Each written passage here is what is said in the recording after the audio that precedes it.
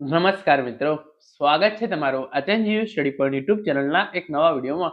Gujarat police વિભાગમાં તમારું જોડાવાનું સપનું હોય, કોન્સ્ટેબલ બનવાનું તમારું સપનું હોય, પરંતુ તમારાથી જો ગ્રાઉન્ડ પાસ ના થતું હોય તો આજનો આ વિડીયો તમારા માટે જ છે.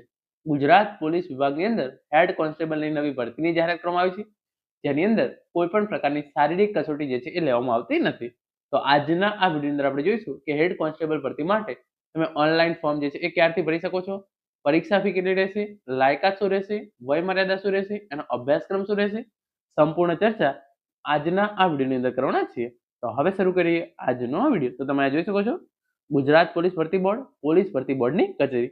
ગુજરાત રાજ્ય પોલીસ દળ મોટર ટ્રાન્સપોર્ટ વિભાગના વર્ગ 3 વર્ગના head constable, driver, mechanic grade 1 ની જગ્યાઓ સીધી ભરતીથી ભરવા માટેની જાહેરાત અન્વયે અગત્યની સૂચનાઓ. તો હેડ કોન્સ્ટેબલની નવી ભરતીની જાહેરાત જે છે એ ગુજરાત પોલીસ વિભાગની અંદર કરી દેવામાં આવી છે. તો સૌપ્રથમ તમે એના માટે ઓનલાઈન ફોર્મ ભરવાની વાત કરીએ તો ઓજસની વેબસાઇટ પર તમે જે છે એ તારીખ 9/1/2026 થી તારીખ 29/1/2026 દરમિયાન હેડ કોન્સ્ટેબલની ભરતી માટે જે છે એ ઓનલાઈન ફોર્મ ભરી શકશો. તમારે અરજી જે છે એ કન્ફર્મ કરવાની રહેશે. જે પણ ઉમેદવારો અરજી કન્ફર્મ નહીં કરે એમની જે છે એ એપ્લિકેશન સ્વીકારવામાં આવશે નહીં. આપણે કેટલી જગ્યાઓ વિશે ભરતી છે તો તમે જોઈ શકો છો, હેડ કોન્સ્ટેબલ, ડ્રાઈવર, મિકેનિકની જે છે એ કુલ 45 જગ્યાઓ માટે જે છે એ ભરતી થવા જઈ રહી છે. કેટેગરી પ્રમાણે જગ્યાઓ જે છે એ તમે અહીંયા જોઈ શકો છો.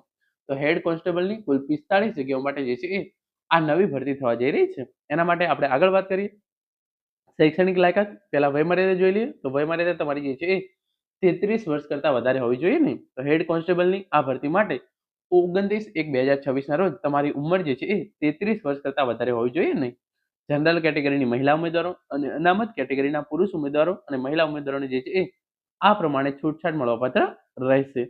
એના પછી તમે અહીંયા જોઈ શકો છો, શૈક્ષણિક લાયકાત તો તમારા જોડે જે છે એ ડિપ્લોમા ઇન ઓટોમોબાઇલ્સ એન્જિનિયરિંગ અથવા તો મિકેનિકલ એન્જિનિયરિંગની ડિગ્રી જે છે એ from technical examination board or any of the university. તો તમારા જોડે જે છે એ ડિપ્લોમા ઇન ઓટોમોબાઇલ્સ એન્જિનિયરિંગ અથવા તો મિકેનિકલ એન્જિનિયરિંગની ડિગ્રી હોય તો તમે જે છે એ આ હેડ કોન્સ્ટેબલની ભરતી માટે જે છે એ ફોર્મ ભરી શકો છો.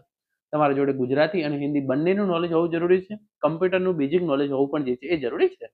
એસસીબીસી કેટેગરીના ઉમેદવારો માટે નોન ક્રિમિનલ સર્ટિફિકેટ અને જાતિના દાખલા વિશેની ઇન્ફોર્મેશન આપવામાં આવેલી છે. ઈડબ્લ્યુએસ કેટેગરીના ઉમેદવારો માટેની અપડેટ છે અહીંયા.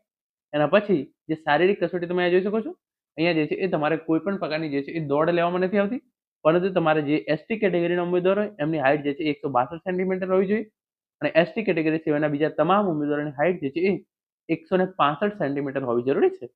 મહિલા ઉમેદવારો માટે એસટી કેટેગરીની મહિલા ઉમેદવારો માટે 150 સેન્ટીમીટર અને એસટી કેટેગરી સિવાયની બાકીની તમામ મહિલાઓ માટે 155 સેન્ટીમીટર જે છે એ હાઇટ હોવી જરૂરી છે. પછી આગળ તમે અહીંયા જોઈ શકો છો, જે ઇન્ફોર્મેશન આપવામાં આવેલી છે તમારે કેટલી ફી ભરવાની રહેશે એના વિશેની. તો તમે અહીંયા જોઈ શકો છો એ પ્રમાણે પરીક્ષા ફી. તો જે જનરલ કેટેગરીના ઉમેદવારો છે એમણે જે છે એ 100 રૂપિયા ભરવાના રહેશે. ઈડબ્લ્યુએસ, એસસી, એસટી, એસસીબીસી, દિવ્યાંગ અને માજી સૈનિક ઉમેદવારોએ કોઈ પણ પ્રકારની ફી જે છે એ ભરવાની રહેશે નહીં. તો માત્ર ને માત્ર જે છે એ જનરલ કેટેગરીના ઉમેદવારો હોય એમણે જે છે એ 100 રૂપિયા ફી ભરવાની રહેશે. હવે આપણે અભ્યાસક્રમ વિશે વાત કરી લઈએ. તો એના માટે તમે અહીંયા જોઈ શકો છો, આગળ જે છે ઇન્ફોર્મેશન આપવામાં આવેલી છે પરીક્ષા પદ્ધતિ. તમારી જે છે એ પરીક્ષા પદ્ધતિ તો એક જ તબક્કાની અંદર એમસીક્યુ વાળી પરીક્ષા રહેશે. પરીક્ષાની અંદર જે છે એ પાર્ટ એ અને પાર્ટ બી એમ બે વિભાગની અંદર જે છે એ પરીક્ષા લેવામાં આવશે.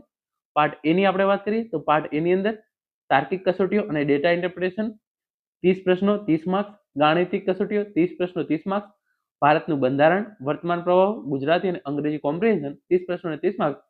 તો પાર્ટ એ જે છે એ કુલ 90 માર્ક્સનો રહેશે.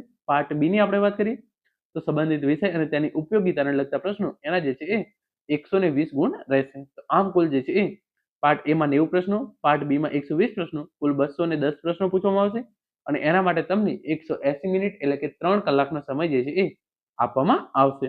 પાર્ટ એ અને પાર્ટ બી બંનેની અંદર તમારે જે છે એ અલગથી 40% માર્ક્સ લાવવા જરૂરી છે. એટલે કે પાર્ટ બી ની અંદર 120 માંથી 40% માર્ક્સ લાવવા જરૂરી છે. પાર્ટ એ ની અંદર 90 માંથી 140 એટલે 90 માંથી 40% માર્ક્સ લાવવા જે છે એ જરૂરી છે. પછી 0.25 તમારું જે છે એ નેગેટિવ માર્કિંગ રહેશે. તમે જો એનસીસી કરેલું હોય અથવા તો તમે રમત ગમતની અંદર નેશનલ કક્ષાએ રમેલા હોય તો તમને જે છે એના વધારાના માર્ક્સ જે છે એ મળવા પાત્ર રહેશે. લેખિત પરીક્ષાના માર્ક્સ, તમારા રમત ગમતના સર્ટિફિકેટના આધારે માર્ક્સ અને વિધવા મહિલાઓના જ માર્ક્સ મળી અને તમારું જે ફાઇનલ મેરિટ લિસ્ટ છે એ તૈયાર કરવામાં આવશે. મિત્રો, આ હતો આજનો વિડીયો જેની અંદર આપણે ગુજરાત પોલીસ વિભાગની અંદર શારીરિક કસોટી વગરની જે નવી હેડ કોન્સ્ટેબલ ભરતીની જાહેરાત કરવામાં આવેલી છે એના વિશેની સંપૂર્ણ માહિતી મેળવી છે. આશા રાખું છું આજનો આ વિડીયો જે છે તમને ચોક્કસથી ઉપયોગી થશે. Thank you so much for watching.